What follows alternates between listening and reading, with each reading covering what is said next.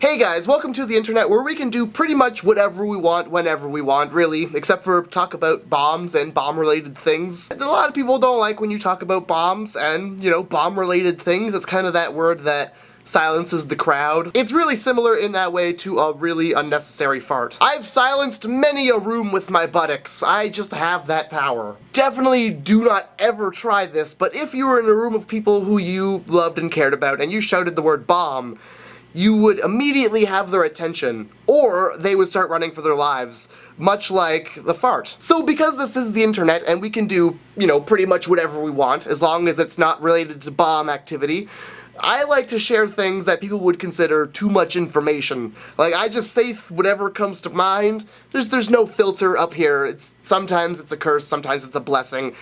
I'd like to think it's sort of a blessing. Some things, such as this tweet that I tweeted earlier today, if you don't follow me on Twitter, you probably missed that gem. So I've decided for this video that I'm going to answer some of your questions, hopefully using way too much information. I feel like you're going to learn a lot about me that you didn't care to know. I just tweeted out to the crew 124 asking for questions. Now we just play the waiting game. La-da-dee-da-dee! We like to party, dancing with Molly, doing whatever we want, having the background just a little bit off-center to bug people. So while we're waiting for these questions to roll in, I just want to give another big shout out to Audible.com for helping me connect with you guys this week. Audible.com is the king of audiobook providers online. I mean, they have more audiobooks that you can download than I can count on my fingers. Roughly like 150,000. That's it's quite a few books. They're going to give the crew 124 a free audiobook just for trying out their service. When you go to sign up, use audible.com/MattG. Audiobooks are great for people like me who hate reading but love listening. I was on there recently and I found Steve-O's book, Professional Idiot. That's probably really blurry, isn't it? Wait. Steve-O is somebody I look up to as a performer, so I was pretty excited to find this book online. I think you'd enjoy it if you were like a fan of Jackass.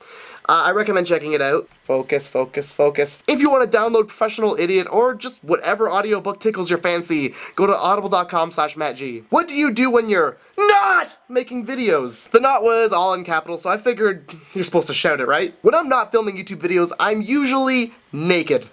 But actually, I play a lot of GTA, I play a lot of Minecraft. Whenever I'm not filming videos, I am probably thinking about making videos. If you looked like in my phone, in my notes section, there are hundreds of notes of just stupid things I should probably make a video about, but I just never get around to it. And when I'm not doing any of those things, I'm usually, staying indoors and going on an exploration of my body. Polishing the old machete, fighting with the banana, just to put it in a nice manner, relaxing like a gentleman. Most terrifying / creepy / horrific blog you've ever seen on Tumblr. This is this one time I stumbled across the blog of somebody who actually watches my videos. If you're watching right now, you know who you are, because you reblog a lot of things, a lot of photographs of men participating in activities that involve both their feet and another man's dick. Would you ever willingly read a fanfic of yourself? We did that like 2 Dare Matches ago. What are you doing? Would you ever bleach your bumhole? Just because no other purpose other than having a bleached bumhole. I don't think I would ever bleach my bumhole. I think every bumhole is special in its own unique way, like a brown snowflake, and there's no need to go changing it for nobody. People, leave your bumholes alone. They're perfect. What was it like when you got your first period? Well, I'm a man, and I actually learned quite recently that men don't get their period. Just they sometimes wipe a little too hard. What got you into doing YouTube videos? Who or what was your inspiration? I've been doing videos before YouTube was a thing. Somebody, SMP Films, Mr. Safety, told me to upload videos to YouTube, because I was looking for a place to upload the things that I already had done.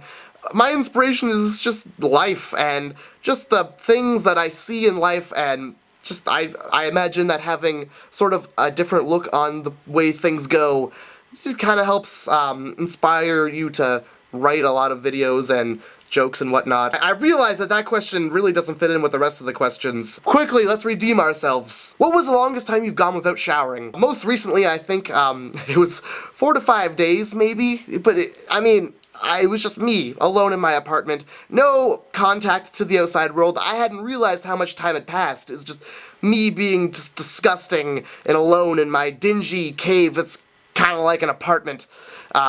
Just doing caveman stuff, really. I fashioned a loincloth out of a throw pillow. It was crazy. But other than that, like, I mean, when you're a kid, you don't really need to shower that much. Nobody ever really tells you to shower or when to shower, at least, you know, in the summertime when it doesn't really matter.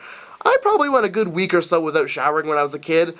Like, the only time I really thought I should shower is when some splashed up on me from the toilet. But other than that, I don't know.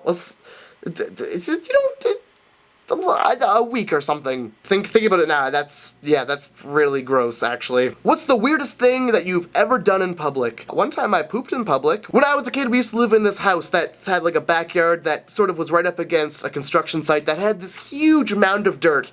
And that was a whole lot of fun to play on, but I was always told not to play on it. So one day when my mom wasn't looking, I went around the fence and was like playing on the dirt, doing kid stuff on the dirt, rolling down the dirt, playing in the dirt.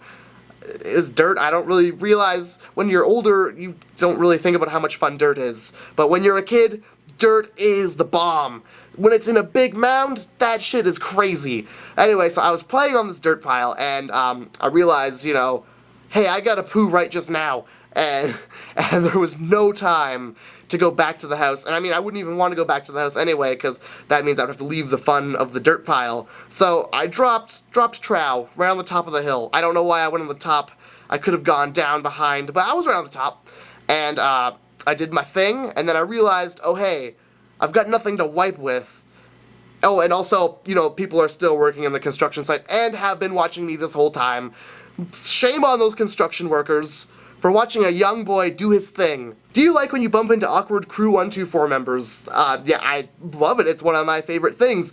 It's kind of like, it's that good feeling when people know who you are. It's a lot like Googling your own name in a way. Like, you Google your name, don't pretend like you don't. It's one of my hobbies anyway. So you Google your own name to see if people are talking about you or if people know who you are on the internet. And when you find somebody who is mentioned you, or if you just find yourself, it's a good feeling. That's what I like. But it's cool because people know who you are and it makes you feel sort of important to people. I don't know.